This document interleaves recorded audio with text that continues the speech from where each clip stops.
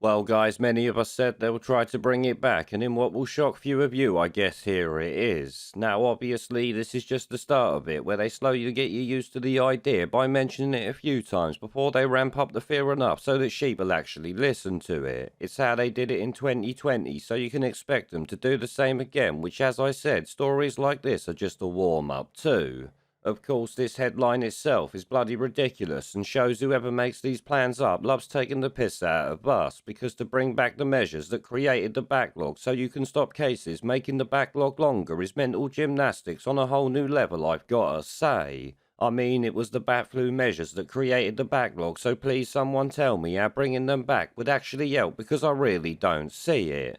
Now, thankfully, the comment sections of articles on this topic are all saying the same as me and you when it comes to this, and that is hell no. The public are saying there will be no more lockdowns, no mask mandates, and no jab passports from what I can tell, which is obviously good. This now also includes many of the brain-dead sheep duped into compliance by state-run psychological warfare tactics usually deployed against a hostile nation, not their own citizens. That propaganda there was relentless, as was the smear campaigns against anyone who questioned it, as you likely know.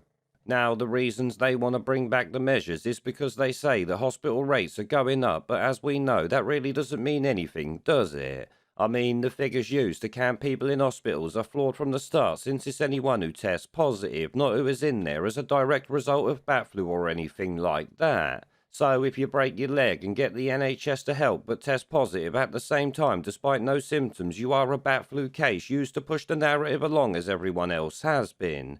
It's much like the died after 28 days of a positive test tripe that was used for 2 years to scare the sheep into compliance at the end of the day. Oh, and of course this will be used to push boosters on people, as you can see here, because that is something they love doing also, which we have also seen for what, the past year or so now. Them mentioning that the largest rise in hospitalizations is older people who they say have not kept up with their booster certainly proves that to me. So yeah, it being used to push jabs is almost a dead certain at this point, but them using it to push restrictions is also something they would do, so we gotta watch out for that. But like I said, they can shove it up their brown eye, because thankfully I think enough people now have seen through the propaganda to make it impossible to implement these stupid measures. That is certainly my hope anyway.